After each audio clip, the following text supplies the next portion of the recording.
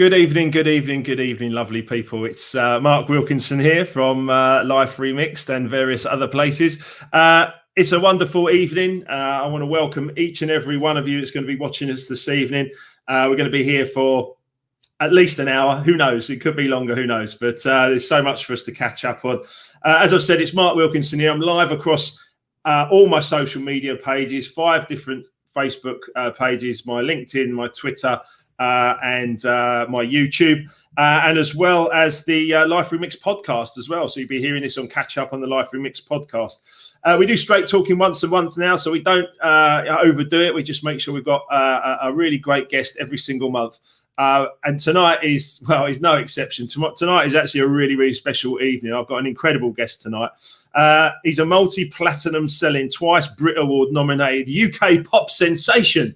I can't say that without actually getting all worked up about it. But I can see him laughing as well. He is a UK pop sensation. He's also a very, very good friend of mine. He's achieved 8 top 40 singles and 2 top 10 albums. It's Kenny Thomas. Let's bring in Kenny. Here we go. Hi, Kenny. Oh, how you doing? I'm really good, thanks, mate. How are you? Yeah, I'm good, mate. I'm good. Brilliant. All the better to see you. Bless you. I'm just gonna explain to people that you're in deepest, darkest Norfolk right now, and there might be a tiny little lag on the line once in a while, right? Yep, you can expect that out here. It's a bit different from North London, right? Peaceful, nice and peaceful. So listen, you made a little quip just at the start here before you came in when we was in the green room. You called you and me both music industry survivors. Absolutely. How did we do it? I mean, I'm sort of just over 30 years. It's a minor miracle that I've made it to now, to this day. Still standing, still remixing our lives every single day, and of course, you know, we're going to talk about your upcoming autobiography called "Bearing My Soul," which is it's going to be wonderful, and I can't wait to read that myself.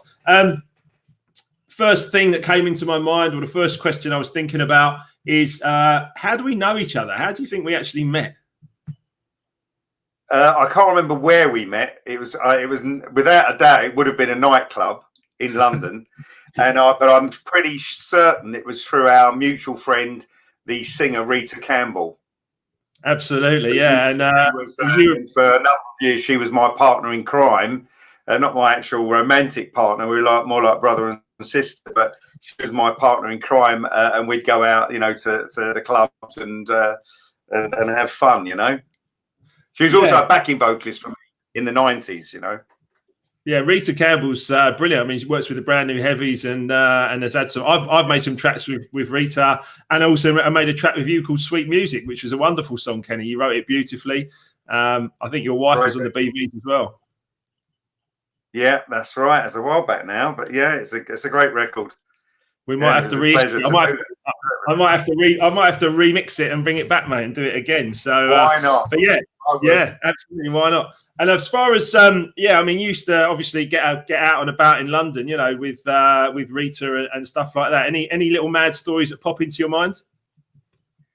Well, there are always mad stories when you're out with Rita. Yeah, there's a few. I mean, some of them are going to have slowly creeping and weaving their way. As we're finishing off my autobiography and doing the last finishing touches, a couple have been weaved in there. But yeah, there's nights when I went out with Rita and went from one club to another, and then next minute you're in the back of a car and you're off to someone's party at a house, and you know you emerge from the house and actually don't know where you are. You know, you don't know what day it is, and you don't know where you are, and you'd come out and think, okay, the sun's up. Where am I? Let's get a landmark. Right, not in Hill. It's not in Hill. I know exactly how to get back to North London from here and stuff like that. Or there was another one where we landed in a somewhere in Chelsea or something. I can't remember. It's crazy, but they're great memories. You know, they're the sort of the fun side of the music game and the friendships you make. But ultimately, when the crazy days are over and you're not doing that anymore because she's settled down and I'm with children out here in Norfolk, you know, they are the friendships. Remain, and that's they continue. And when you get together, occasionally you'll bring up those memories of the crazy night. You know. Yeah, absolutely. I mean, before I put out Life Remixed, my book about a month ago, I had to catch up with Rocky and Lofty and a few of the guys that were mentioned in some of the stories, and I had to say, listen, you're in my book. Is that okay? You know, when we talk about it, and it was great because we had a reminisce and we did some of these lives and stuff like that, and it was, it was therapeutic. It was positive. It was really, really cool. I just want to check, Kenny, as well, that you can see. So we've got the messages come up on the screen here. So D to the B says you're in the sticks. Where do I see messages? Can you not see it on the screen? Yeah, can you not see it on the screen in front of you? No comments. Oh, right, got it. Yes. Yeah. So and then Susan Wilson says hi. Alan's saying hi. And then a good friend of mine, Jason, says he says congratulations on I Found Loving. It's a massive soul anthem for when I was a teenager. Steve Walsh, Tony Blackburn. We're going to talk about this obviously in more details. So what made you want to take on such a massive track? But we will talk about that. We'll come to that. We'll come back to that one.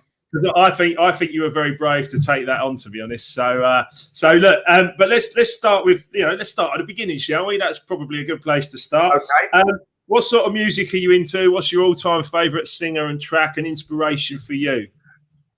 Well, I grew up on a council. I was born in Islington. Eventually, we moved. We landed in sort of on the borders of North London, East London, a place called Stamford Hill. Lived on it comes under Hackney, London. Lived on a council estate there. Grew up with multicultural environment. A lot of my friends were from all different walks of life, but predominantly a lot of my friends were black of Caribbean, Jamaican descent, and they had older brothers, and that meant we had access to some of the best jazz funk, the best jazz fusion, the soul, the reggae, the dubwise, the lovers rock. It was all black music, pure and simple. And then planted right across the road from my from the estate that I lived on was a little shop called R&B Records. And it didn't stand for rhythm and blues. It was run by a middle-aged Jewish couple called Rita and Benny. And they really knew their soul music. She knew her lovers rock big time, and they had a Rastafarian working there, and he was very clued up with his music as well. And I'd go in there with my hard-earned pocket money or whatever, and they'd put a 12-inch to one side, that was an import, and eventually they knew the kind of music I was into, and that's how I built up my collection of jazz funk. But it was always imported, predominantly imported. American soul music. Now, of course, there was the Brit funk thing going on, and there was like bands like Freeze doing Southern Freeze and stuff like that, and Central Line, and obviously Light of the World. Those early groups that they were doing that sound. But the first record I ever bought was Stevie Wonder, and that was it was a compilation by Stevie Wonder, some of his earlier Motown stuff. And so that was the first time I heard him sing and vocalists like that, and said, right, this is the man, this is the voice, and I've loved Stevie Wonder ever since. So that's the first record I ever bought, but I went on to buy, so many more. Of course, mate. Of course. We've been music spoken to us. Although I was from Southwest London and you were North London, we've had a lot of shared soulful experiences, and I mean, just touching on before I'm going to jump ahead slightly before we get into the music career fully, but just jumping into thinking about your love and Outstanding and those tracks that you made back then as well. I mean, just you were like a young white lad just making this beautiful soulful music, and actually we've posted a few of the old videos and stuff like that, and I've got questions about those, particularly about the locations and the clobber. But anyway, look, so. When did you first find out that you could sing, really? I think that came from obviously listening to lots of music, and then the mum and dad having one of those early sort of stereos with the little mic that came with it, and being able to sing along with records and keep in tune and mimic them quite well. My dad was a big Johnny Mathis fan, and he loved the crooners and your Matt Monroes and Sinatras. But on the other hand, even though they were obviously, my mum was Spanish, so she was into the Latino stuff, But even though they were a white couple, they did listen to albums like John Holt, 1,000 Volts of Holt, which is a great reggae album and a great reggae singer. Now, And I used to be able to mimic and sing along with that, along with attempting to sing along with Stevie Wonder. And people used to remark on my voice. And then as I got a bit older, I got into a group, like a guitar-based group, not rock or anything. It was folk and traditional songs and gospel songs at a church near me that I attended. And then I did a bit of Amdram. And it kind of evolved, kept evolving right up until I was 18. And I got my first chance to get in a recording studio that was around the corner from where I lived, that was owned by Eddie Grant. And Eddie Grant's brother produced my first couple of records. So, and that's the studio where Eddie, made a lot of his early hits before he went to Barbados and set up the huge, elaborate studio there. Where did he record Electric Avenue? That must have been in London. He recorded that from what I know, from what I can remember, at the studio that I started at in, which was his studio in near Stoke Newington, and the studio was called the Coach House.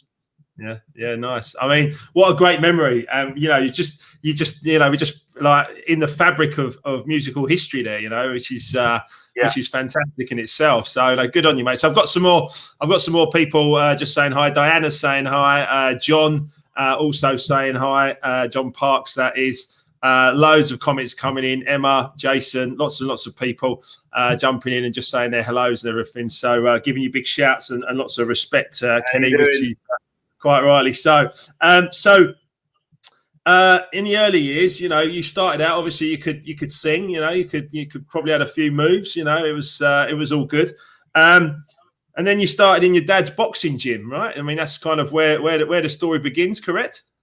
Well, the boxing. My father was a pro, and he was a good amateur boxer, a very good amateur boxer. He had 112 fights, lost 22. Boxed some great fighters, and then he turned pro in the 50s. Of course, some certain things disrupted that, like the Korean War, and he also went through his first marriage was a divorce, and that got right in the way of his pro career.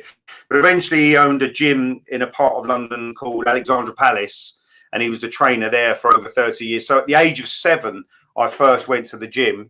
There's some pictures of that. I might stick them in the book when we get to soon manufacture them. There's like me in a Mickey Mouse t-shirt, sort of looking like a stick insect next to some huge black guys that are like 6'5" heavyweights. It's hilarious. But I used to go in there and get on the bag and watch the bigger guys doing their thing, And then eventually I got my AA medical card and I boxed, and I had the best part of probably 50 fights. My cousin was also a boxer. He had over 100 fights. Great fighter, boxed for England. So we were in that environment, boxing. And it's really through boxing that I get really into the professional side of music, because my dad went to a boxing show and was asked by someone to look after a boxer. A guy was, having some contests. And he said, he goes, I don't know if I should or shouldn't tell you this, but he manages a rapper called Moni Love, who was on called Tempo. So when my dad took him to the show that night, my dad made a deliberate beeline for that subject. And he said those famous words, my son can sing. Now, at that point, most people switch off and go, sod it, I'm out. Everyone's son and daughter can sing, There was no X Factor. If there was, stick them on X Factor and leave me alone, But he gave it the benefit of the doubt. And he came the following weekend to have dinner at our house, Sunday dinner, listened to some of the demos and the recordings I've done, and he thought, what, you've got a nice voice, let's give this a go, And then we went, and then we eventually sort of made our way into a studio called Ventura Studios on Acre Lane, Brixton, and we began the demo of Outstanding, Wow, that's a great story. I love the without even really meaning it, I believe fully now in the law of attraction. It's kind of how I've set my book up in Life Remixed, and I've been endorsed by, stars of The Secret, Bob Proctor, and Marcy Sharma, and I understand how that sort of weave of life kind of happens. But as a young age, you wouldn't necessarily understand that. You were just following this dream of obviously music and boxing were two things that really, really spoke to you. Yeah, but it's a magnetism, you're putting it out there, even though you're not doing much of what we would call in modern times networking and all of that. You are emitting that energy field of saying, hey, this is what I want to do, this is what I'm about, and you are attracting it, and in some providential way, things get put in place and set up for you, you know, and then, you know, you have to work hard. It doesn't happen. It's not like a magic wand, but I think, you know, you get the opportunities are planted there, and then you have to seize the moment and do your best. Mate, that's great advice. That's great advice. So I've got Angela saying hi. I've got Errol Jones also saying hi.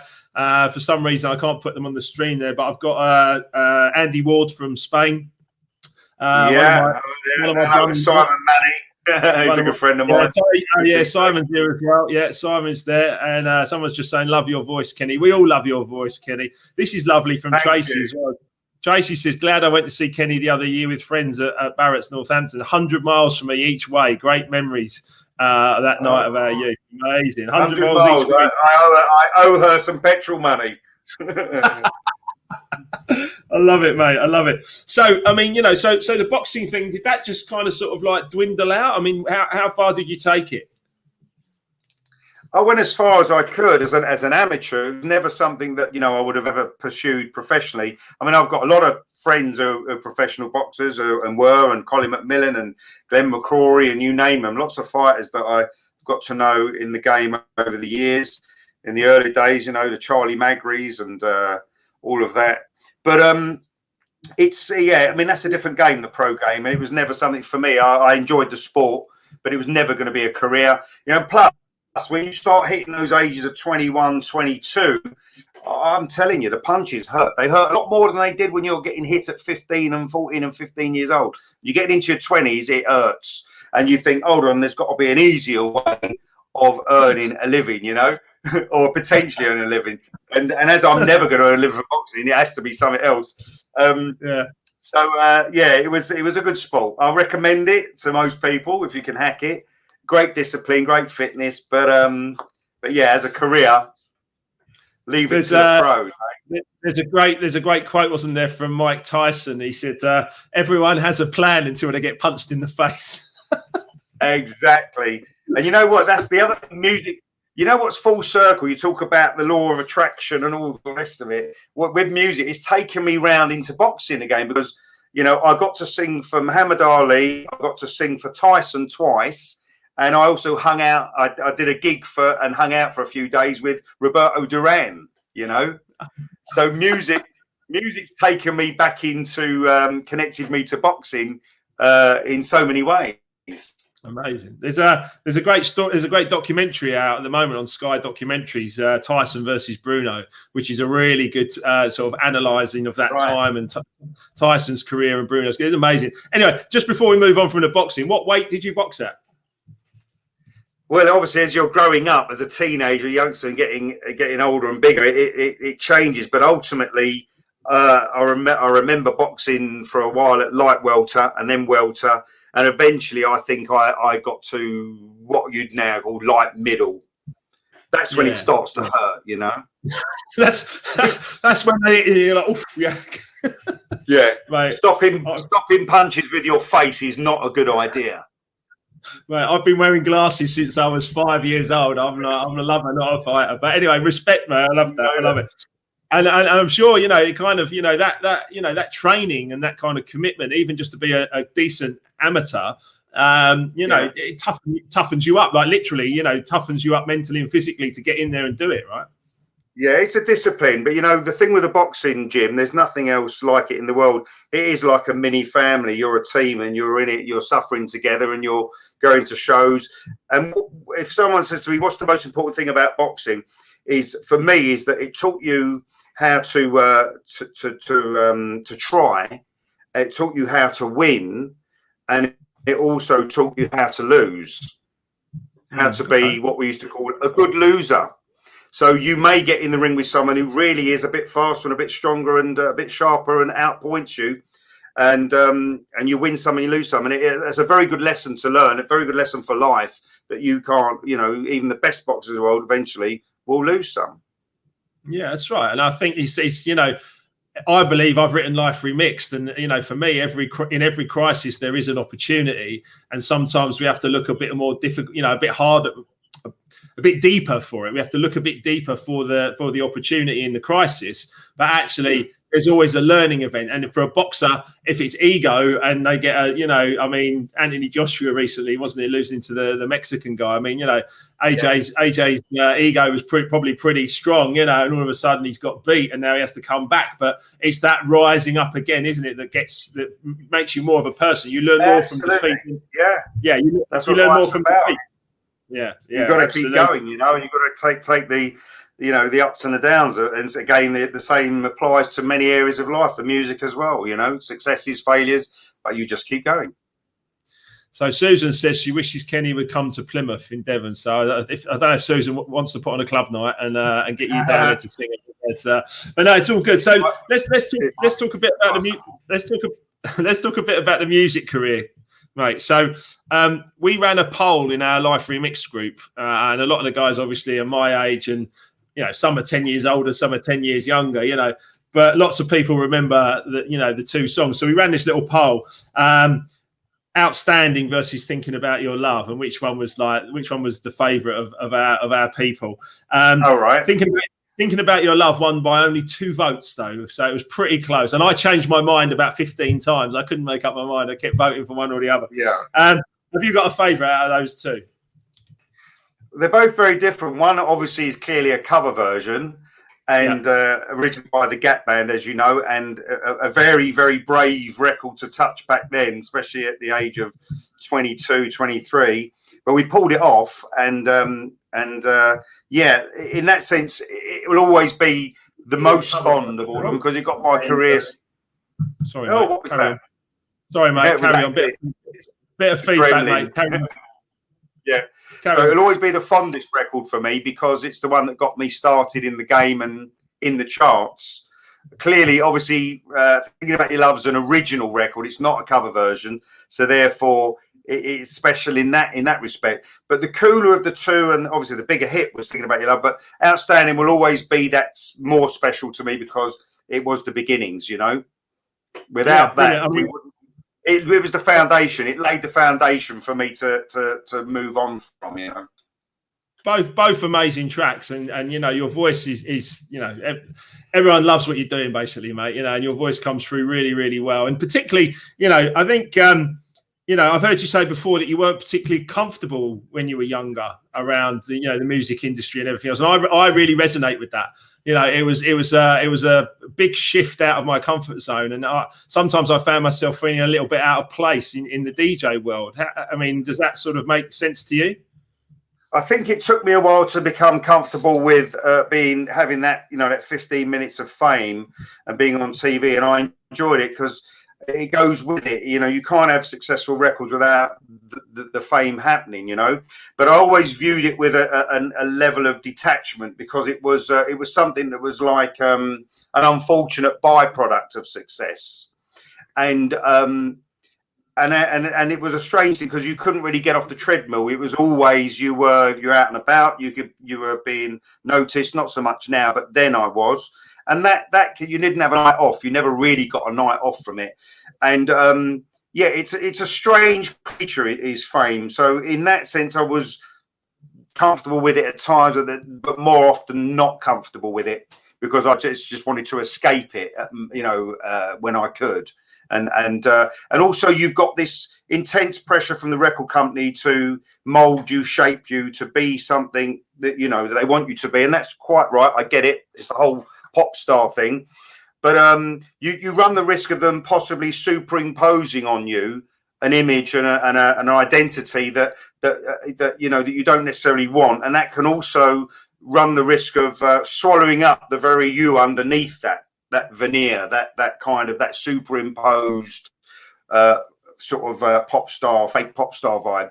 So I battled against that. And did my best to maintain who I was. I mean, right from the get-go, the first thing they wanted to do was change my name, the record company. And I said, hell no, that's not going to happen. And they say, we think it's a little bit too Thomas Dolby. I said, well, then it is, because it's Thomas. And I'm Kenny Thomas, and, and that's it. And so I resisted that. So you did have those sort of little things going on. And but once they realise what they can get away with and what they can't, you find the middle way, and it becomes a little bit more comfortable, and you can work from that place, you know. But it's a strange thing, even more so now with social media. So, you know, see, it ruins people. Fame can ruin people. I think, yeah, fame and money it makes you more of what you already are. But if you're not ready for it, then it can really like knock you off the rails. And you obviously handled it well. I mean, I was a DJ, but I wasn't a pop star. You know what I mean? But even my career, you know, I got knocked off the rails at times. I've got a great message here from Pete Walsh. He says, "Evening, boys." He says, "Evening, boys. Has Kenny announced I'm doing backing vocals at the Liverpool gig room? I've got a voice of an angel, me, a hell's angel." Yeah, nice. I mean, that's quite funny. That's quite funny. So, we'll call you. Yeah. So, a quick question. This one from my wife, because we posted the video of Outstanding a while ago on the Facebook as we built up and promoted this. Where was the video filmed? Parts of it looked like it was in a market or something. Yeah, it was. It was partly a market, obviously, with Shovel from M People playing bongos with me. Yep. At that moment in time, M People didn't exist, and he wasn't part of that band. He was on the road with me, essentially. That was filmed in Berwick Street Market. Was it? And wow. Yeah, if you look at it now, it really is almost like a time capsule. You know, it's from a bygone era, you know. And we did that, and then the latter part of the video is shot in the WAG, Wardour Street. Oh wow, yeah, bit of history in the WAG there for sure. You know, it was a cheap video. I can tell you what I think. I think the budget for it was £5,000, which in record company those days in the 90s wasn't a lot of money. But we captured a spirit and a vibe and a fun. They made me look like a market barrow boy, and so. As you fast forward into the later records, and we're getting into videos that are costing significantly more money, especially when you get to song When I Think of You, that was a 2 or 3 day shoot, huge amounts of money, all the rest of it. Nothing really ever compared to that cheap old video on Berwick Street Market. It captured a vibe and a spirit. Yeah, vibe and a spirit, and London and you and everything else. But I can't help but think that some people are like, you know, flown off to like, you know, Ibiza or some beach somewhere, and you get down a market and sing a few songs. It's like proper Del Boy. I mean, the opposite of that, Mark, and I spell this out in my book, is if you said to me, Kenny, what do you think the worst video ever made by any artist in the music industry ever for all time? 100% has to be Kenny Thomas, Tripping on Your Love, right? The worst video. They were given a huge budget. My manager at the time was utterly convinced that the director spent the whole lot on cocaine, and then they decided they were going to do some sort of high-tech green screen thing long before green screen ever became like what it is today, and they absolutely nosed it up. And they started to do these shots. They said, now we're going to do what we call the beauty shots. They're the bits where you look, you know, the best you can. At 2 a.m., we look like shit. And the thing is, it's like, you know, it was the worst video. Now, that record was the highest new entry in the charts. It went in at 17. It was earmarked to be a huge hit. Big problem. Chart show, Top of the Pops. No one wanted to play that piece of crap video. I've got. He says agreed about tripping. We've said this before. He says $5,000 well spent. Darren, you know that. I think he's talking about the. I think he's talking about the Berwick Street video, not the cocaine. But anyways, let's move on. Jason says Shovel, great guy. Absolutely, we love Shovel. He's a top fella, absolutely top fella. Another question that's come up was, what was it like being on Top of the Pops then? You know, because I had Rocky on here a few months ago, and they didn't want to do Top of the Pops because they're record producers, right? And they did that song with David Byrne, Lazy Express 2. So they're record producer. They didn't want to just stand there at the back like pretending to like mix records or anything, or just, you know, they didn't want to do it, and they ended up doing it, and because the song was called Lazy, they did it sort of lazing around on beds and just while David Byrne sang the song. I remember that. it wasn't all glamour, was it? Top of the Pops, really? I mean, tell us a bit more. I don't know.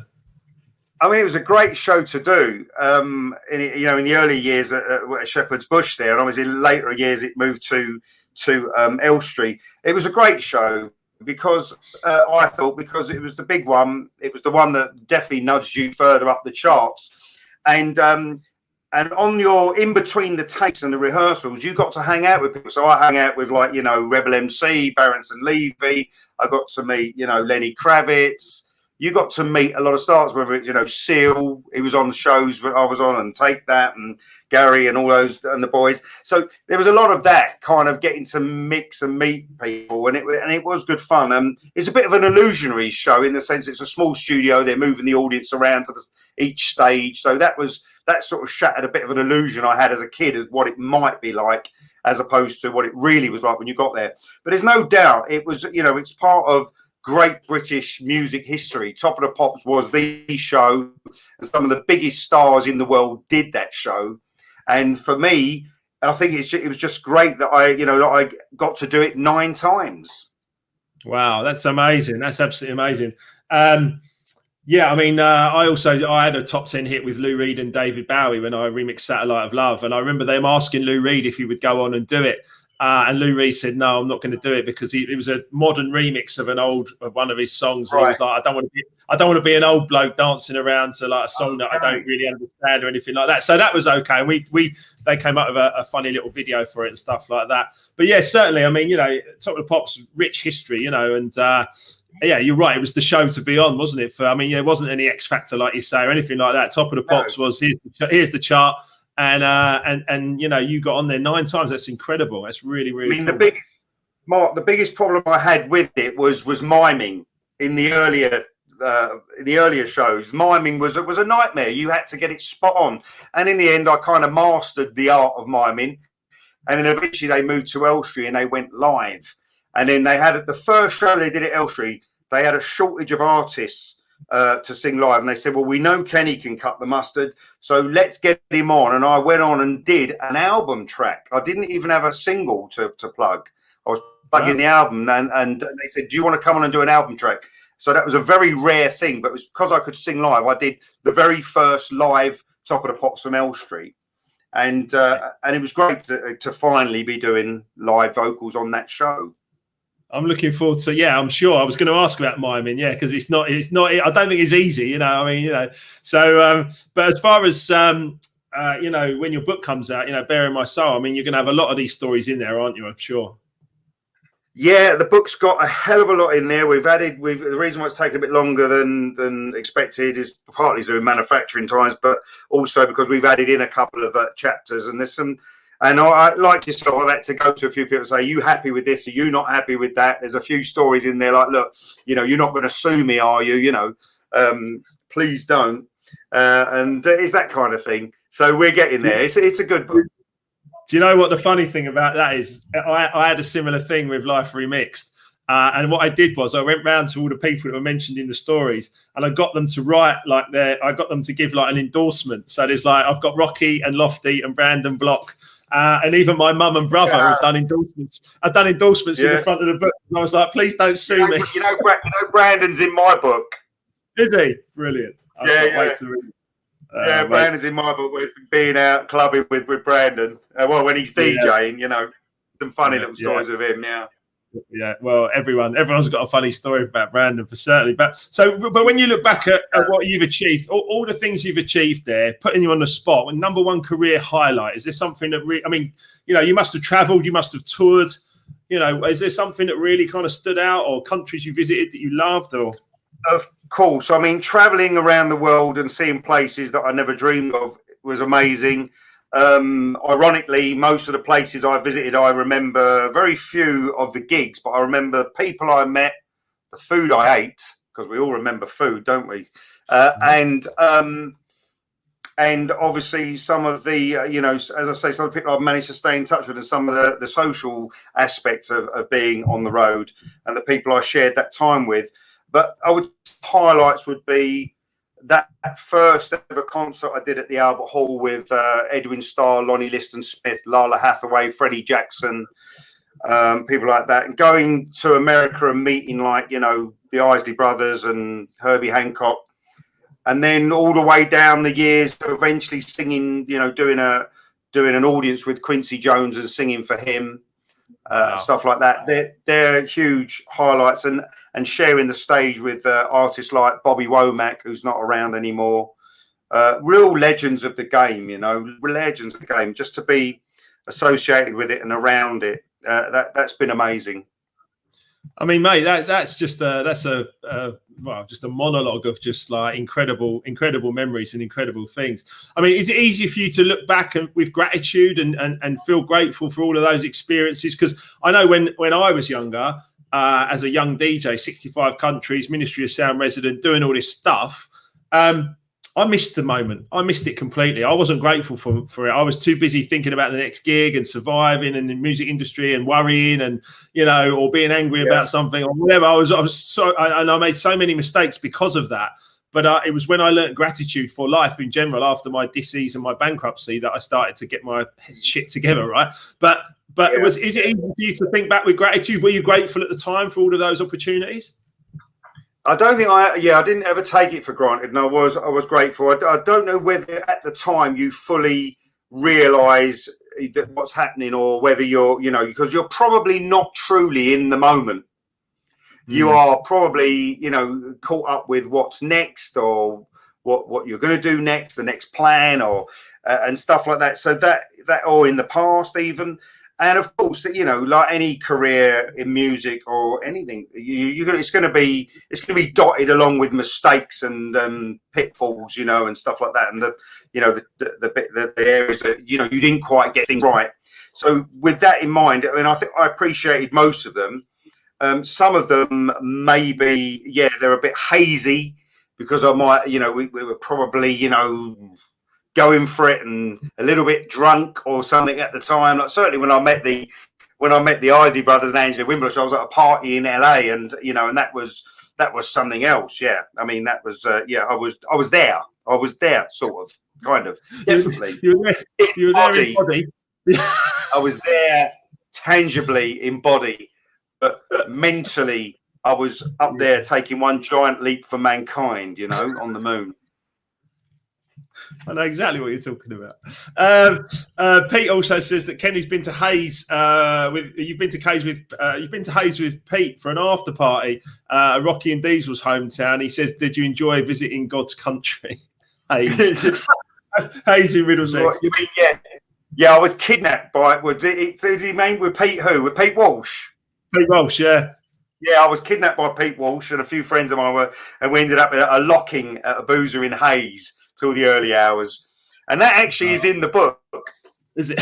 Because there was some, you know, we had the music going and everyone's dancing. I had a mate of mine, a very good friend of mine since I was a youngster.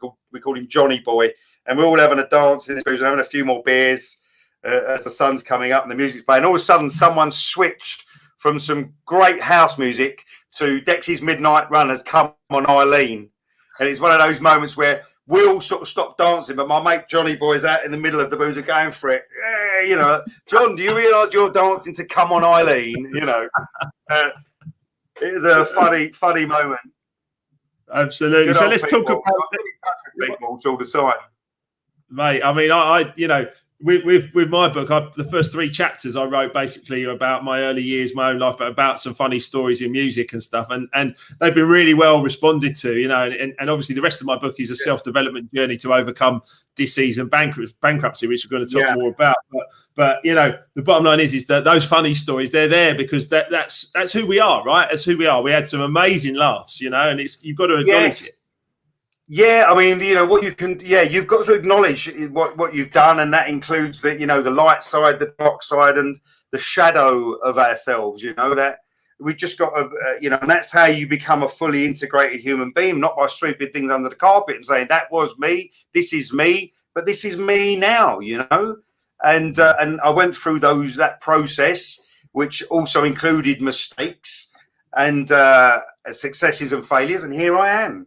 Ta-da! You know, music industry survivors. Yes, absolutely. So I should just mention as well that Life Remixed is available on Kindle for free for the next 5 days. So you don't mind me plugging that, I'm sure, mate. But plug away. the next 5 days you can download onto your Kindle Life Remixed completely free. We're giving it away. I'd love to reach 5,000 more people with the free giveaway. So let's see what happens. But we're going to keep sharing it and that kind of stuff. But let's talk a bit about your book is more of, I'd say, more of an autobiography from what I know about it. Of course, it's called Bearing My Soul, which is kind of what I did with my book. You know, I bared my soul, right? So the name really resonates with me. So, just straight off the bat, when is it going to come out? Do you know yet? Have you got dates for it? I know it might be flexible, but how people can get a copy as well. Right. Well, it would have been out, probably been manufactured by now. What's got in the way is the pandemic and the lockdowns. It really scuppered a lot of our plans. And obviously, I've gone slightly back to the drawing board now, and we're adding in some content, which I'm glad we have, because it needed to be in there. And then, so we're now just getting to the stage where we're just at the last parts of the editorial, getting proofread, about that.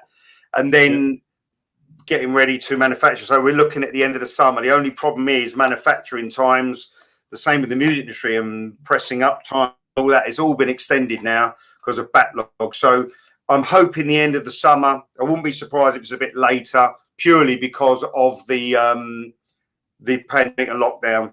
And hopefully we don't have any more lockdowns, because that really will scupper things even further, Absolutely. So there's a website for it though, isn't there?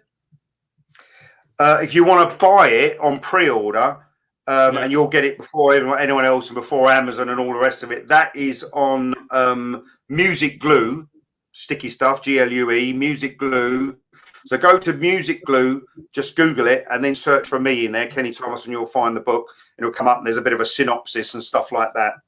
Yeah, I've seen that. And Emma's watching and posting, and she's just helpfully posted the tripping on your love video for everyone to see later as well. So I've got to have a laugh at that. So I'll watch that myself later, because I can't remember it. So I'm going to have a laugh at that one. But I'm sure Emma will put a link into all the streams wherever we are.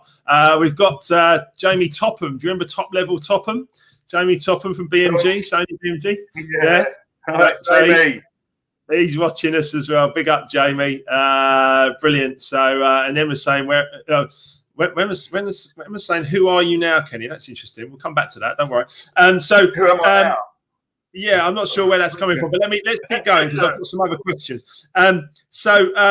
We know about the books coming out, and we know obviously people are going to be able to get a copy by going to Musicglue, and Emma will put a post there. But how have you found the process? Do you feel a weight off your shoulders for writing the book? Because I know from my own personal experience of Life Remixed, bearing your soul is it's a brave thing to do. It's a huge thing to do. How do you feel about it, just as the whole process of writing it? Well, you're always bearing your soul. The moment you go into music and put yourself in the public eye, so to speak, and have a modicum of success, and you are bearing your soul. And you do an enormous amount of interviews where you're revealing a lot about yourself. But this book is unique in the sense that I go obviously into my life, my earlier life, the ups and downs. The music's only a small part of it, really. It's one of those books that, should you pick it up and read it and not remotely be interested in me or even know who I am, it's actually a good read, because it's got a good story to it, a good life. It's true, it's real, it's philosophical, it's spiritual, it's medical. The battle with the NHS and my daughter and all the rest of it, and my journey into complementary medicine and stuff like that. So the music is a part of it, and obviously there's a bit of rock and roll in there. Why wouldn't there be? You lived through the 90s. I did. You know what that decade was like. It was absolutely insane. But the thing is, we survived it, and you know that. But it's in the book. So I touch upon those things. I don't go into it too heavy, but there's some funny stories in there that will delight some and horrify others. Yes, mate, and I know all about that from my own experience, and I'm looking forward to reading yours. I mean, stress, unhappiness, difficult thoughts, all that kind of stuff. You must have been through stress and anxiety. you know, being fully committed to the music industry as you were at that time after the boxing and before, we'll come on to all the other stuff that has happened later on in your life. You know, there must have been difficult challenges. There must have been difficult moments, right? There's ups and there's downs. And for me, there's losses. I mean, you know, I think that if you sat down with me for half an hour, you'd be hard pressed to find someone that's lost as many people as me, whether it's friends, family, and had that much, that amount of bereavement around them, you know? So you've got that going on. So, and in the midst of all of that, I'm just still trying to continue in music. I cared for my father for 6 years on my own when he had Alzheimer's. You know, after my mother passed at the age of 56, I was left with my father and had to care for him. That was a mammoth task, but fulfilling and had to be done. And right up to the end of his life. Now, you know, and at the same time, you're still trying to record, you're still trying to get on with your life in the midst of all of that. So that is a story in itself. And you're right, there's ups and downs, and there are highs and serious lows in the music game. And that's that's sometimes to do with the music game, or sometimes it might be to do with your lifestyle within it that's not doing you any favors, you know?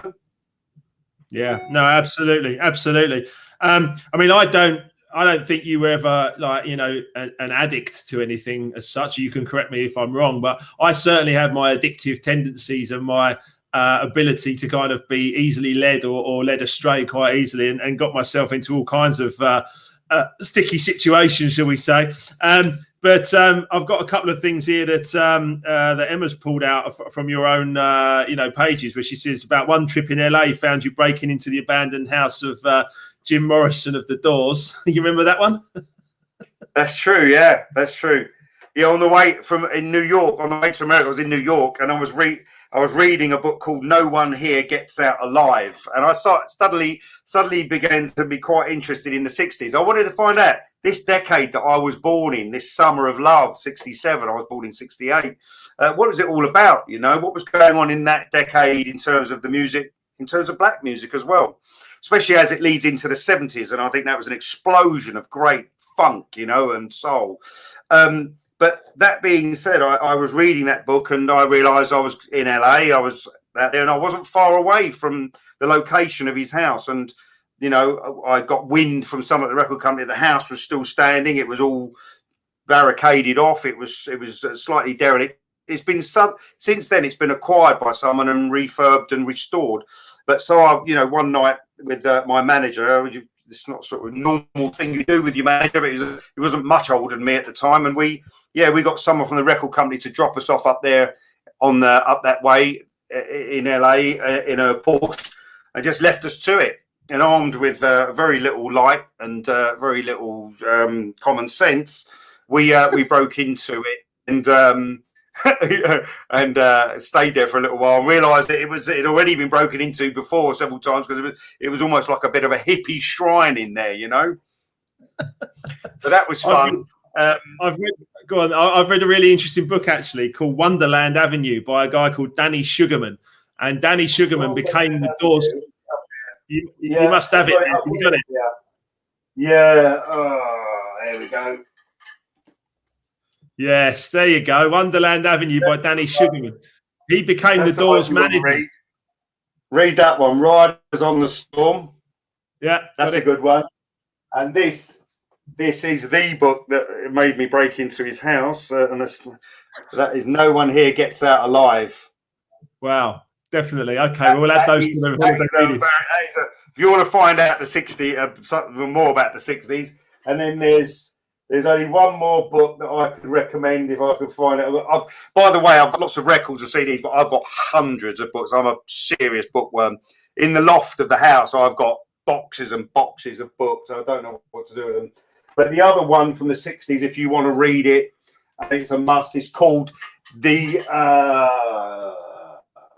we go. The Electric Kool-Aid Acid Test. From Wolf. Wow. Okay. Yeah. Tell us about that. That is it's mad. It's the '60s. It really is. It's just, it goes into the psychedelia of it all, you know. So there's another story about something that left you hallucinating during a Hollywood Hills party, thinking you were trapped inside a RoboCop game simulation. Tell me about that. Right now, that is true. That is true. But I'm not going to unpack that massively because I really want people to get that in the book. Okay. We was at a party in LA, and and yes, I was introduced to a gentleman, shall we say, from San Francisco, who introduced me to a little friend of his, and that little friend of his meant that I did have to do some space travel.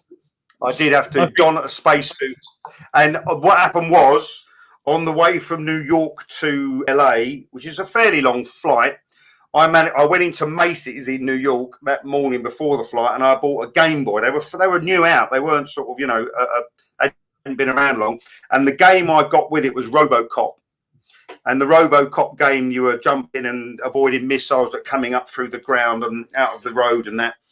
And of course, with my mind, with that being imprinted in my mind from that flight for so long, naturally, when I began to hallucinate, it went immediately to that, and there were a few missiles flying around. Let's put it that way. And I was in the game for a while, but I survived it. I know exactly what you're talking about, mate. I know exactly what you're talking about. So I get a few more people here. Pete's saying secret code. Diana's just saying how great it is to have you on here. Emma says Kenny loves the moon and space travel, doesn't he? She's also laughing about the book reviews. Lisa's saying hi, and Trish and Mark are also listening, watching, and saying how wonderful it is that we do pick the best guests. And it's great to have you here, mate, for sure. So Carmela's just saying that she loves you, which is nice. Thank you. I love you all too. Someone else is just saying Wilkie. So there you go. That's nice. So yes, look. Let's talk a bit about, obviously, those are fun times, crazy experiences, something that we've all not we've all, but many of us in the music industry will have understood exactly what you're talking about there. Is it true that you considered remixing your own life was around religion at one point? Was that something that was on your radar as well? Well, no, I've always been spiritual. Brought up as a Catholic. My mother was Spanish. My dad wasn't. My dad was C of E, and in many ways quite the opposite. I explore that in the book. My father was a Freemason, and Freemasonry is almost quite the opposite to Catholicism. In fact, they oppose one another in many ways. But that's a whole different story. That's in the book. But so I grew up with that environment, and I've always, despite the ups and downs and the indulgences and the bits of my lifestyle that were, sort of off the beaten track, it always was something that brought me back to the path, brought me back to my senses, brought me back to reality. And that includes, my contact with monks and priests and stuff over the years, and certain stays at monasteries and abbeys and stuff like that. And so that always was a thing in my life. Now, it was something that I considered heavily in my teens and abandoned, the idea of a monastic vocation. But in the book, you'll see it comes back. It's something that comes back after the music's done. I'm out of EMI. I'm kind of like wondering whether I just hang up the mic and I'm all done. It comes back with an even greater force, and I begin to explore it again on a deeper level. And so, and at one point there was a rumor going around the music industry, hey, Kenny's out the game now. He's got a habit, and a different kind of habit, a religious habit, and he's in a monastery somewhere.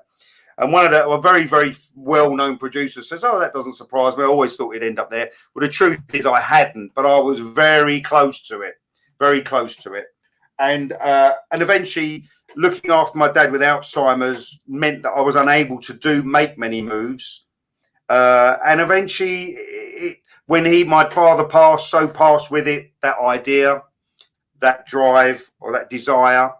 And I eventually met my wife, Now, but in terms of spirituality, no, that's always been part of me. It's a massive part of my life, and colours my life completely. I think I was brought up. My dad was quite heavy in Salvation Army. there's a bit of a delay on the line, mate. But yeah, my dad was quite heavy in the Salvation Army, and I ended up rejecting religion, discovering alcohol, women, and drugs and everything else, and off I went for 20 years traveling around the globe, thinking I knew everything. And it took these huge kind of like disease, bankruptcy moments in my life for me to actually start to understand my spirituality and the way that I play, the way I've been given a mind, I've been given a body, and I need to do positive things with that mind and that body. And my spirit is really the thing that is coming through, into the world now. And guess what? I'm more successful today than I've ever been in my entire life because I've tuned into this stuff. So I totally get where you're coming from, mate. And we're going to go into more things here now. I mean, you got a Bachelor of Science degree in traditional Chinese medicine. I mean, you are one of the most interesting men I've ever spoken to, I think, right? So, but I mean, you lost both your parents, and you touched on that earlier, of course, and that's tough. I mean, I lost my dad when I was 18. They're difficult moments in your life when your parents, or your parent, even one, but both for you, are not around anymore. What drove you into the Bachelor of Science in traditional Chinese medicine? And was it something that connected to your mother and the passing we spoke about on the phone before? I'll tell you what, I'll try and keep it as short as possible because it is in the book, but it's hard to condense it too much. But when my mother was diagnosed with cancer in 1998, stomach cancer, eventually there was metastasis, it spread to the liver. But a friend of ours from a church I attended in Finchley, a family friend, she was diagnosed before my mum with cancer. Now, she was very much into the alternatives, healthy life, vegetarian, this, that, and the other. And she decided she was having no treatment, no chemo, no scan, not a scan. She allowed them to scan them, but no surgery, no biopsies, no nothing. She was going to go this alternative route of blasting her body with greens, SCAC, vitamins, minerals, juicing. I mean, it was a serious regime. Now, at the time, I thought, she has just signed her own death certificate now, right? And we put my mum's life into the hands of the oncologists at Bart's Hospital, London. Well, they absolutely obliterated my mum surgically and with chemo. They admitted that the chemo almost brought her very close to the point of death, and they backed off from it. She went to the Canary Islands, and where she was from, she convalesced, and she came back. She was dying. I don't think there was really at that point any way of saving my mum. And they said, no, we've got the chemo right now. We think we've got it right, the right combination. So they did it, and it killed her. The chemo killed her, 100%. No matter what, I put my life on the line for that. It's a fact. The chemo ravaged her and finished her off. She would have lived much longer had we got a different route. She may have even still been in there now. The moral of the story and the point of the story is that woman who advised us against going that route, and I've still got her letter here today of what my mum should do, should not go for surgery, not go for this, don't reject chemo. That letter of that advice, which we didn't follow, that woman's still alive today and fine, and her immune system surrounded that cancer. Her immune system encapsulated it into the point where the hospital said, we would like to look into this further, and she said, no, you can scan me, but leave me alone, I'm doing fine, thank you. She's alive. We're talking, you can heal your life. Louise Hay, very, very clever lady she is. And the Hay diet and protocol, very clever.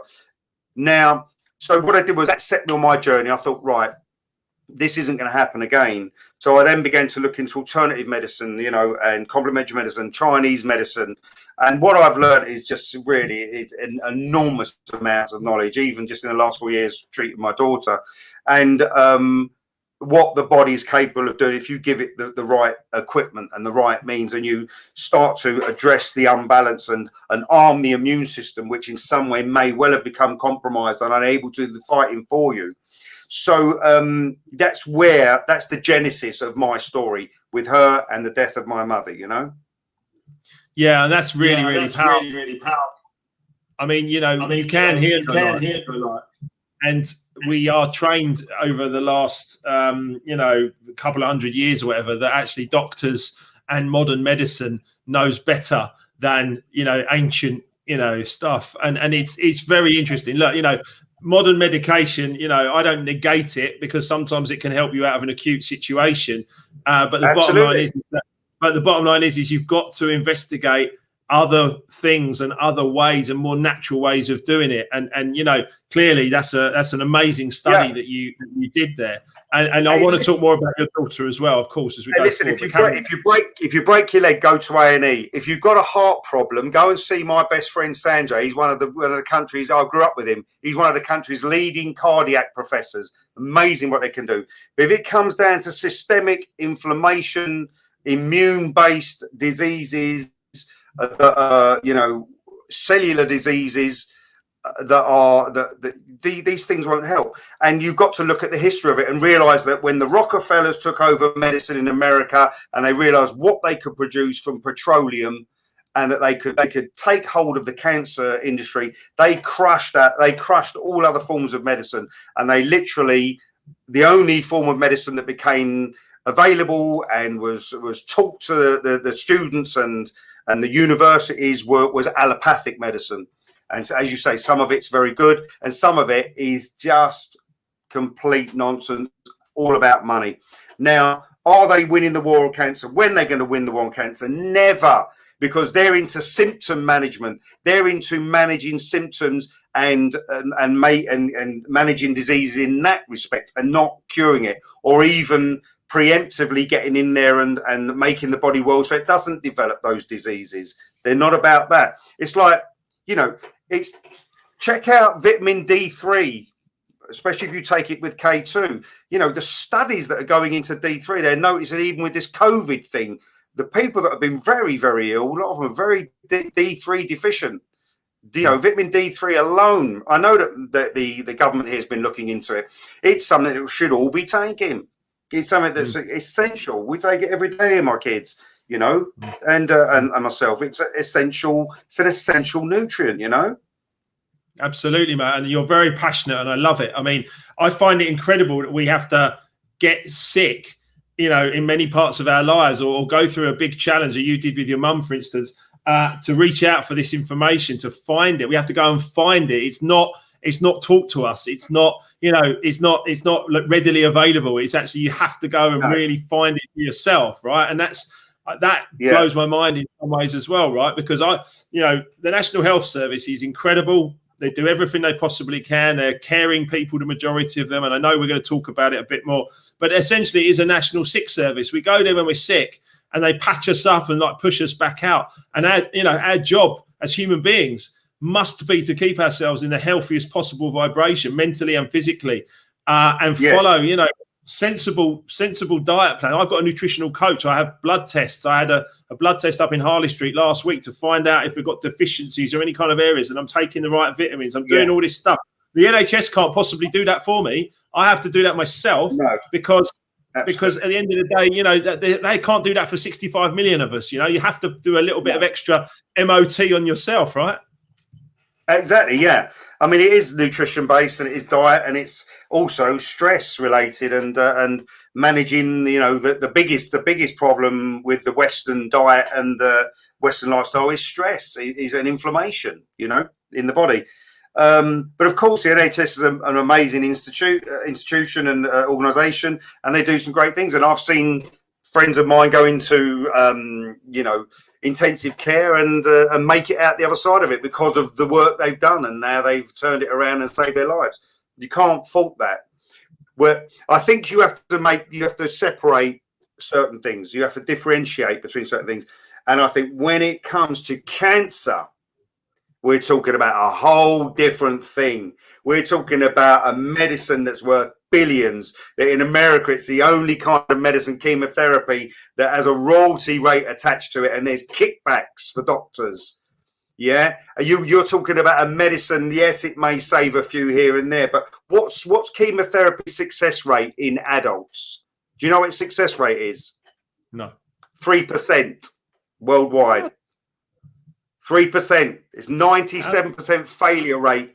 Now, when I was having the arguments with them about my daughter, when I knew they couldn't save her and they wanted a false chemo on her, I said, look, let's talk about that. Show me another girl, another a child that you've saved with the same sort of brain tumor, with what you've got at your disposal. They couldn't do that. And then I went a bit further. And I said, right, you still want a chemo? You're putting us under pressure for 1.5 years, me and my wife. As well as I know that chemo doesn't kill cancer stem cells, right? It kills the daughter cells, not the mother cells. So that's why you get this enormous remission, and they ring the bell and say you're clear of cancer. It will come back within a few years with a ferociousness, even being chemo resistant at that point. So they didn't like me being informed. They didn't like me having that knowledge, saying, and I was getting my knowledge from other doctors and professors. I was talking to doctors in as far afield as Mexico, India, the USA, professors, people who are developing nanoparticles and looking in areas of science that they're just not doing here, And if they are, they're not allowed to even carry it out once they do make a miraculous discovery. They've got a stranglehold by NICE, the National Institute for Clinical Excellence. That strangleholds the protocols and the way we can operate with medicine and what you can do. So that is you've lost me. Have you lost me? I'm back. Still here. It went. Oh, it went for a bit. So that was my argument with them. Is really about those things, knowing what these medicines do and what they really can't do. And it's, again, managing symptoms. So their argument with my daughter was, look, we think you've got 6 months, but we can give you 9 if you take our chemo. I said, I'll tell you what, you keep your chemo and I'll have the 6 months. And so I'll have 6 months without her lying in hospital with mouth ulcers, no immune system and no hair. What time is it? It's not Chico time. It's 4 years and 3 months that she's here. Okay, yeah. Now that's because we went outside of all boxes. And have we cured her? No, but is she died instead of dying from the disease at the moment she's living with it? We've managed it. We've sort of shrunk it in some ways, held it back in others, with amazing effort and sacrifice and enormous amounts of money, because you've got to find that much with the help of people from the music game who've rallied around me. So in that sense, you start to get a glimpse of the fact that you jump on a plane and you go an hour over to Cologne and suddenly you can access stuff that you can't do here. It's not allowed here. Yeah, why? It's powerful. Why? It's so powerful, Kenny. Why? The argument, Mark. The argument is this, and let me just say this one thing. The argument is this: it's because it's classed as experimental medicine. Okay, that's the problem. The access to experimental medicine, even though it might have been around ages and it has loads of trials and loads of data surrounding it to show its efficacy. What have they just done to the country? What has everyone just been receiving? Is it not experimental medicine? Because it's certainly only under emergency use. It hasn't been authorized and it hasn't been approved. That's a fact. So therefore, the argument is, if you can do that to millions, by the way, they're making millions out of it. How about the kids out there that have got brain tumors like my daughter? Because only 1% of all budgets ever spent on cancer is spent on kids with brain tumors into research of it. It's literally a death sentence from the moment most of them get it. Yeah, it's tough to hear that, mate. It's tough to hear that. It's been tough to watch it on the social medias and stuff. And I know you're getting so much love and support. I mean, how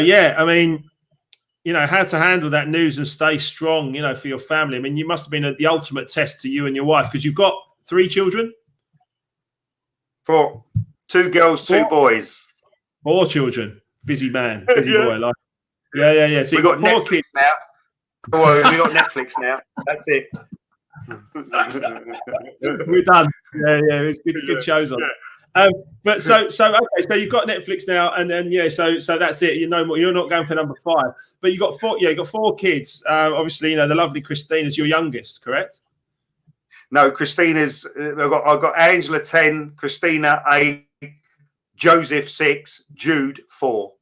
Wow. Okay. And yet, so as a family, you've just rallied round with each other, and I mean, you continue to show such love, rightly so, of course. Such love and such caring, and I believe that, you know, diseases are sent to test us in some way, right? You know, and I haven't got the answers to everything, right? Yeah. Clearly, but I believe diseases are sent to test us in some way, and yeah, none of us have. That's right.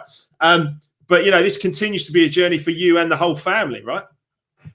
It's an enormous fight. You know, I realised early on that falling apart and crumbling just wasn't an option at any stage, because we had to get up every day and continue the fight for Christina, because she can't do it for herself. And that included the fight against the powers that be that wanted to force their type of medicine on us, and that's choosing a different form of medicine, a different approach. You're right. You've got to keep going with a lot of love. Obviously, you've got to be realistic. You've got to know what you're up against.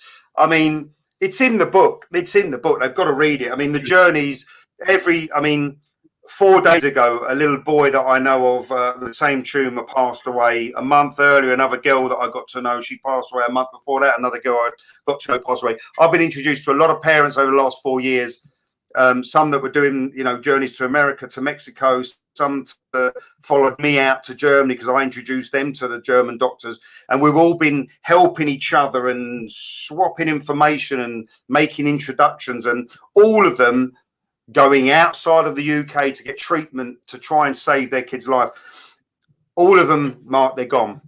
They're all gone. Wow. Wow. Every few months, I'm introduced to a new parent who embarks on a new fight, and I help them, give them information, and then they're gone. And we are like the last person standing every few months. And then I look at it and go, wow, you know, the good Lord must be looking after us, because it's 4 years, 3 months, and we're here. And really, truly, we shouldn't be. So we're doing something right. But I'm also aware that this can turn on us in a second. We could be in the last lockdown, in the middle of this last lockdown, we had a point where we thought was going downhill. We got the palliative care team back in and said, you guys better be on standby. This is looking like it's going downhill. She bounced back again and has remained so ever since. How is she? I mean, does she like, you know, carry on like a normal child and go to school? How is she like? How does she work in the world? She goes to school. She's cognitively slightly impaired, in the sense a little bit behind where she should be for her age. That slowed her down slightly. The right arm and the right leg do not work like they should. So effectively, she is disabled from it. Even if we were to cure it, that may never return, because of the damage that's taken place in the brain stem. But, you know, her quality of life's there. She's still getting about, doing her thing, laughing most days, singing most days, having a good go at trying to dance most days, jigging around the room. And she's a happy little soul. And you could say that even with all the traveling to Cologne, yes, there was a few injections, a little bit of this and that going on. But the suffering has not been huge compared to what she would have gone through with some of the more aggressive treatments we were being told we needed to do here. So in that sense, she's had the quality of life that we wanted her to have. And we've had a longer period of time with her to get to know her as a person and get to love her more, you know. So I don't know where it goes. We live from day to day, sometimes hour to hour. But 1 week rolls into the next and we just say, hey, that's a blessing. We're here. She's here. Well, I'm giving you nothing but love and positive energy, my friend. And you know, I think, you know, I think people talk about we need to fight against cancer, or we need to fight against this, we need to fight against this. It's not about fighting. You know, you don't fight against these things. You learn to accept them and then work with them and create, you know, more positives. And you just the way you talk passionately about Christina and then smile and know that you've brought so much joy to her for a longer period of time than the doctors ever said she would have. I can't give you enough kudos and enough praise and enough love, mate. And you know, keep doing what you're doing. You know, keep doing what you're doing. Don't allow, you know, a doctor is essentially a coach. You know, a doctor has some good information, and I know they can have good intentions and they want the best, but ultimately they don't know everything. And you know, we have to share everything. That's so true. You know, and I've met a couple of doctors over the last few years who've admitted that we don't know everything, and there are many other things that are going on in the world of medicine that do things that they don't understand. And here we are. We've defied the odds, and let's see. We just keep going. That's the mantra. My mantra has been keep going, Ken. Keep going. I say it to myself every morning. Keep going, Ken. When you're exhausted, when you've had no sleep, when you're up against it, just keep going, Ken. Very wise words, mate. Very wise words. Just keep on keeping on. Live in the present moment as well. Don't worry about too much about the future. Don't look too much angrily about the past. Just make sure we're in the present moment, and know that you can enjoy all these moments with Christina. I think that's just so powerful. That's all we've got is now. That's all we've got, Mark. And tomorrow will only be another series of nows. They're all nows, just connected nows. All we've got is now. That's true. I read something yesterday. I got some motivational quote through, and it said, "The moment now is the tomorrow that you were worrying about yesterday." Or I was like, "Well, yeah, it's like, should we just live in this moment right now and keep smiling and celebrate life and celebrate the positives and not allow all the other negative shit to carry on around us, or not to affect us anyway." Emma's go with the flow. Let it unfold. Let it unfold and trust the process. Trust the process. It will be all right. There were so many people saying this is amazing and just saying how much they love everything that you're saying. Diana, John, Trush, everyone's just saying I love it. It's Neil as well. Emma also just said, Emma, my missus, bless her, she's beautiful. She said, "This is the best interview with Kenny Thomas I've ever seen. I've laughed, I've been wowed, I've been saddened. I've learned so much about Kenny Thomas. He's so much more than his awesome voice and tracks. I can't wait to read more in his book. So powerful and passionate." And that's special feedback. I know it's from my wife, but she's telling you how wonderful you are, mate. Thank you. And listen, mate, we knew this was going to be a great interview, just getting you on and talking about this stuff and seeing your passion from all of your career, and then obviously the challenges you're going through now, but still you're doing nights for Christina, right? You've done a couple, right? Yeah, we've done a fair bit. We did, initially the sort of Just Giving type thing, and then I pulled, to get the ball rolling with those trips, I pulled money out of everywhere I possibly could in every way I could. But then, you had the likes of Jocelyn Brown, Incognito, Marcus out of Living in a Box, got Major, Tony Hadley, Kim Wilde, Go West, Nick Kershaw, all of them together, and they raised a lot of money. It was a huge amount of money going to Cologne, because we went there 16 times, and now even the medicine she's getting in from Frankfurt that's now being shipped to us is thousands of pounds. So thank goodness for all those people who did the fundraising now and those events. Now the last year with the lockdown, we've been unable to do any of that. So later on this year, a few little smaller events will kick back in just to keep the fun topped up and keep us going, and to keep that medicine coming in. And should I want to go back to Cologne and pursue another form of treatment there, we may have that option. But it's we owe a lot. We owe a lot to a lot of people who've helped us. And she's her being here now 4 years, 3 months on is proof of that great side of humanity and that love that we've received from people. It's incredible. That's what you can draw from all of this. Yeah, I'm Jason saying, can you share the Just Giving page? I don't think. Are you still doing the Just Giving page or anything? No, you're not doing it at the moment. No. But is there any more nights planned? What happened was, Mark, I did the Just Giving page, and what happens, I had a certain amount of money, and I was talking to a parent who was going to Mexico. Now, I know that he was already into the region of about 350 grand of what he'd spent. And he said to me, you're gonna need to earmark that amount. Now, I had a certain amount of money sitting there, and I said, right, if I've got that, what do I need to add to it to sort of bring it up to a decent pot to pursue the medical treatments, possibly in Mexico at the time, and eventually we did Germany. And someone said to me, you probably need about 80 grand to put into that. So I did a Just Giving page for £80,000. Maybe I should have put 800,000. It would have looked more, convincing. But what happened was, Mark, the Scum newspaper, they got hold of it. And the Sun, but let's call them the Scum. I remember this. Yeah, go on. I remember this. They got hold of it, and they said, in a nutshell, and I'm paraphrasing, it said like ex-90s pop star needs 80 grand to save daughter's life, more or less begging from strangers. And listen, I can put up with that. I'm pretty tough-skinned, And then with that, I realised, you know what, that's really scummy, that. And if they only knew that I'd pulled it out of everywhere I could, and I only needed that amount to top it up to make the fund go forward. We had enough to begin, but we just to enable it to go forward. In the end, the reality of it is we needed much more than 80 grand going forward in terms of what the road we were going down. But thankfully, I abandoned the Just Giving and said, no, let's just do it by events. Let's just do music events. So that way, it raises the money. Everyone has a blinding night. They come, they're getting something for their money, and we are then putting it into a fundraising account, and we can use it for her medical treatment. And that way it's a win-win. So we abandoned, in answer to that person's question, we abandoned all the Just Givings and all the rest of it. I just didn't need the flack. I didn't need the bullshit from the media and the press.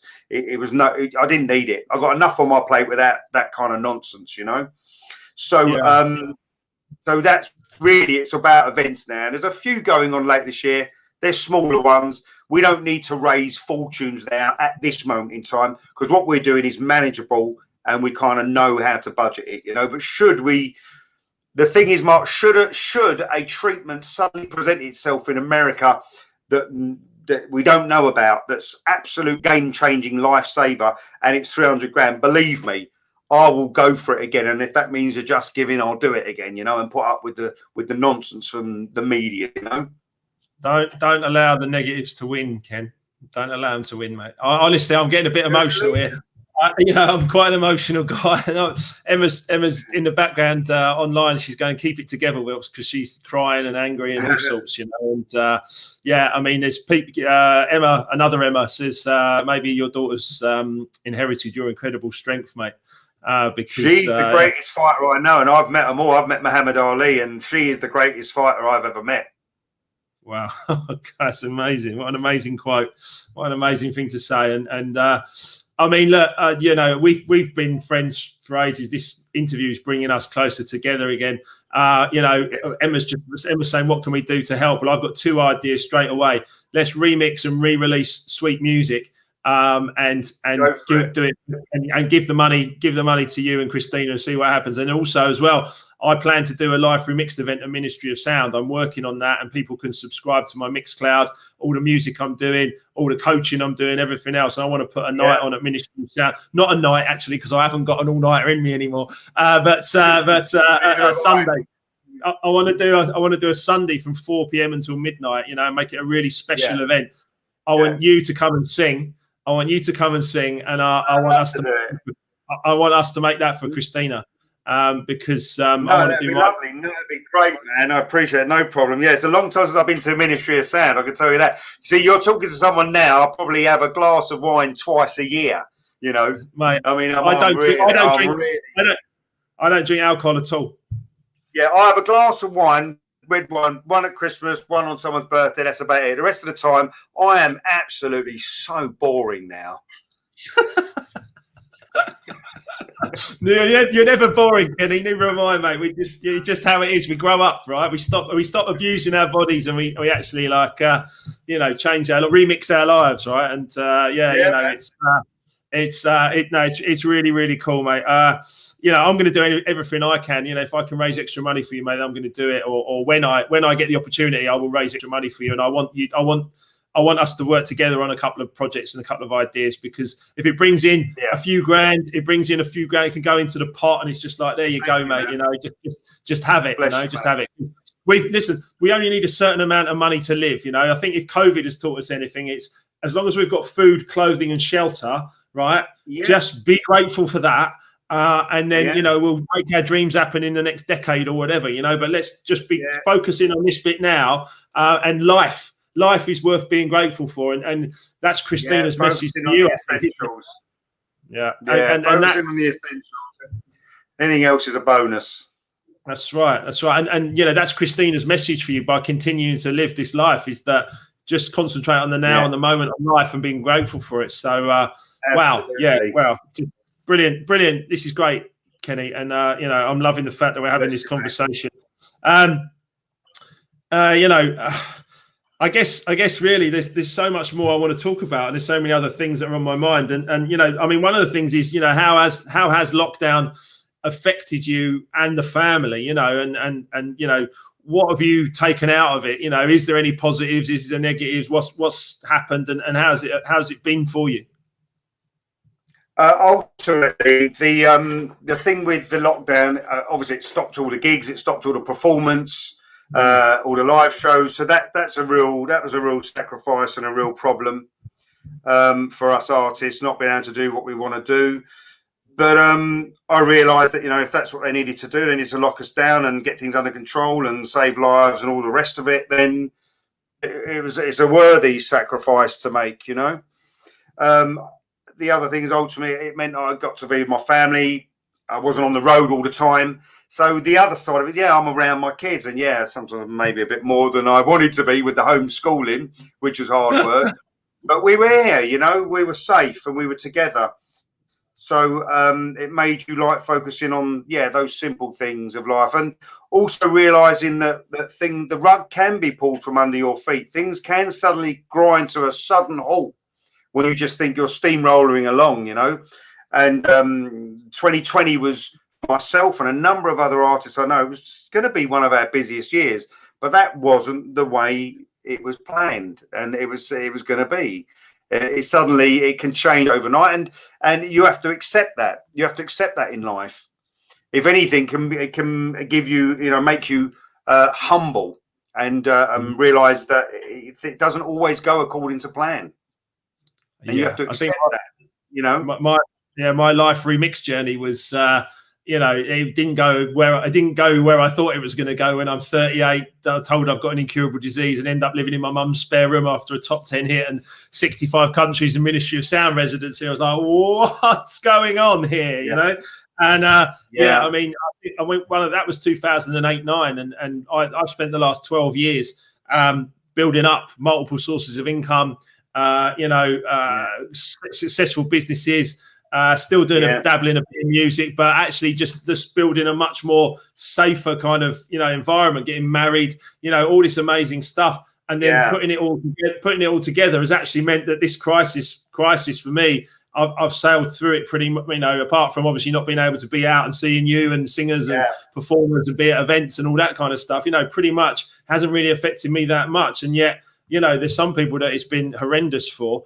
And we have to acknowledge that as well. But I think, you know, for my book, for Life Remixed, it's about coming out of a crisis. And I know you've got your copy, and I know you're going to read it at some point, right? Oh, I will read it. Don't worry. I will get round to it. I'm a big book reader.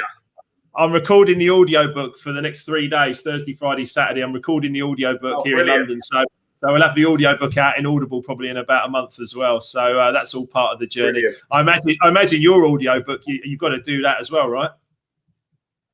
I'm not sure if I'll read it myself, but it's certainly we'll have to do one. I'd like to get you know, someone to do it for me. I don't think I've got the time to crack on with that.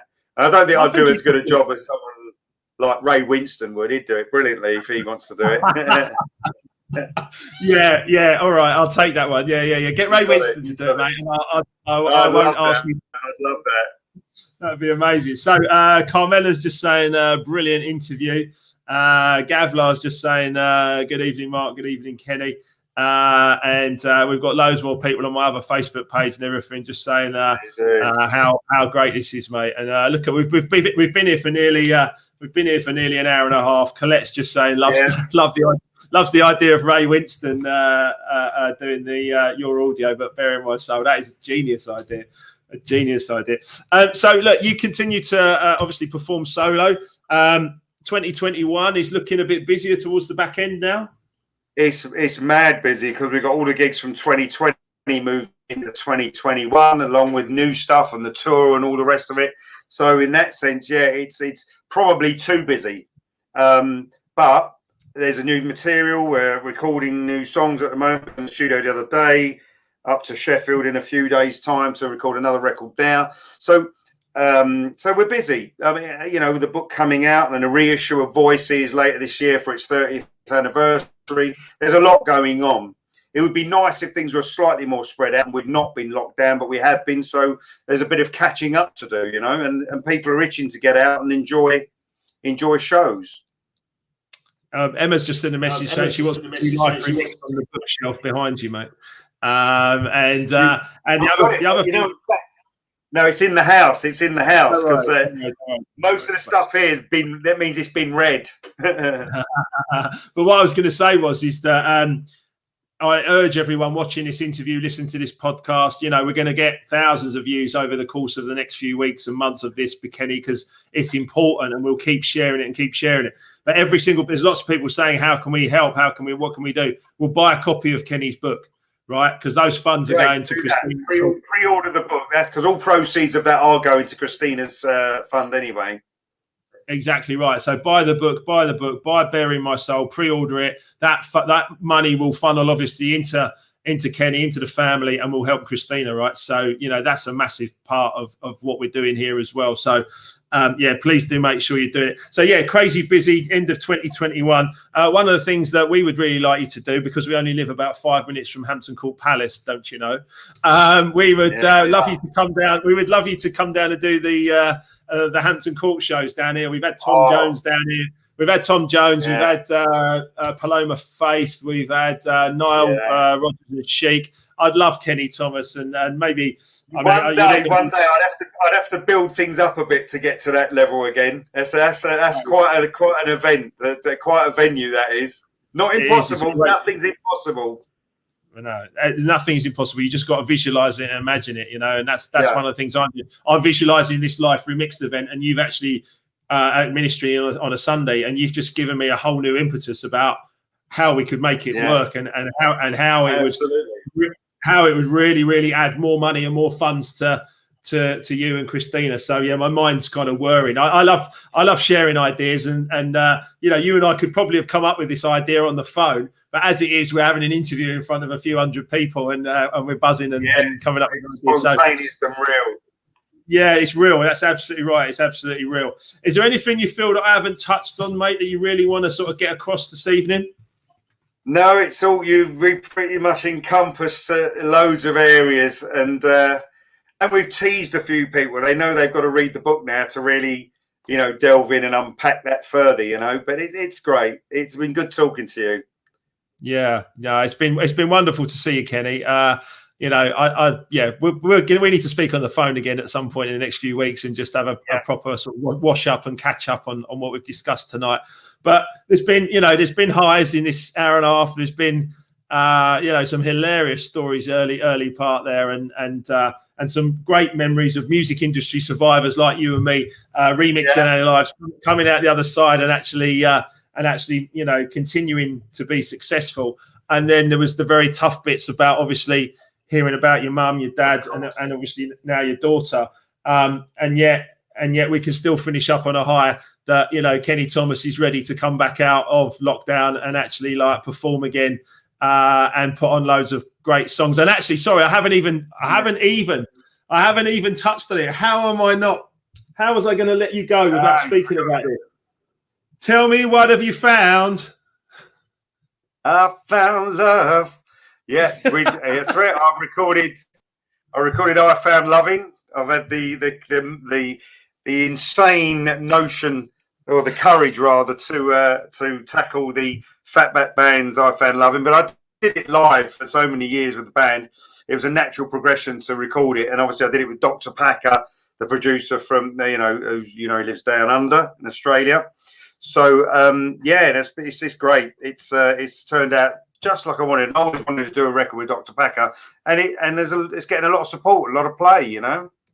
Yeah, I love it. Listen, I hear it on My Soul Radio quite often. I'm playing it on my Saturday night shows, on my Mixcloud shows and stuff like that. And I bought it on TrackSource. You can go onto TrackSource right now and just find Dr. Packer, Kenny Thomas, I Found Loving. It's there. It's there to download. And I said to Kenny on the phone before this interview, I said to him, listen, mate, that's one of my all-time favourite songs. I actually did the Steve Walsh Tell Me What Have You Found. I did that at the school disco. I did that at the school disco in 1986. You what? I was doing all that. We were all I think we were all drunk and 16, and it was a bit like an episode of The In-Betweeners.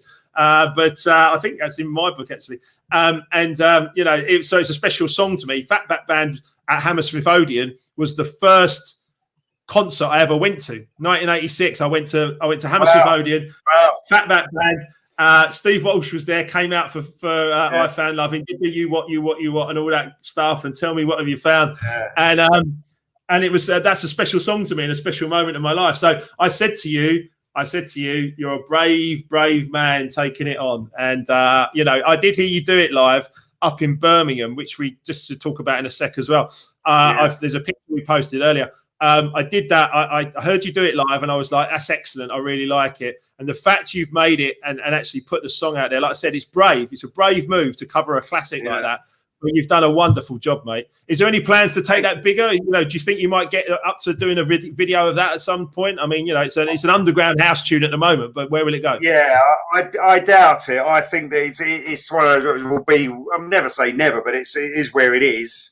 The focus now is really pretty much on the new album and the stuff we're recording now, which will be singles and more in the hands of a record company. So they're likely to have videos. As long as they don't turn out anything like Tripping on Your Love, we'll be all right. And what's the new album? What sort of stuff we're going to get on that? It's soulful, but it's a little bit more, commercial, less so self-indulgent as some of the stuff I've done over the last 15, 20 years. But it's commercial, but again, keeping that soul in there. And there's some great songs in there. There's some good songs in there. No covers at the moment. That's what I was going to ask. No covers. There's not a cover on there. Whether we were to sneak one in there or a sample of something, I don't know. We may well do. Nice. Yeah, excellent. I like that a lot. And I'm going to finish up in a couple of minutes, or we're going to finish up in a couple of minutes. But I would like you to know what a consummate professional this guy is. He has been through so many challenges in his life. This Bare in My Soul book is going to be amazing to read anyway. The fact that the money will end up looking after his daughter, Christina, and giving her a better quality of life as she grows, day by day, that is powerful in itself. But we had a little moment at the start of this where Emma and I think we were in Birmingham and we sort of stumbled across, I don't know what we were doing in Birmingham. She'll remind me. But we were in Birmingham and we stumbled across the fact that you and Jocelyn Brown were doing a live event, quite a good sized venue, around 500 odd people, decent sized venue.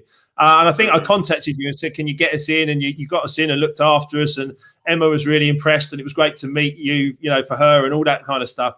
And then we were just before we started this interview, we were trying to remember the date. Well, you tell the story. How have we remembered that date? Well, I'll never forget it because it's the 14th of May and it will be 5 years ago next month, 14th of May, because that day my best friend, and I mean my best friend who I was friends with since his name was David Sassoon. He's in the book, in a number of places in the book. We were friends since I was about 5, 6 years old, and he died suddenly that day.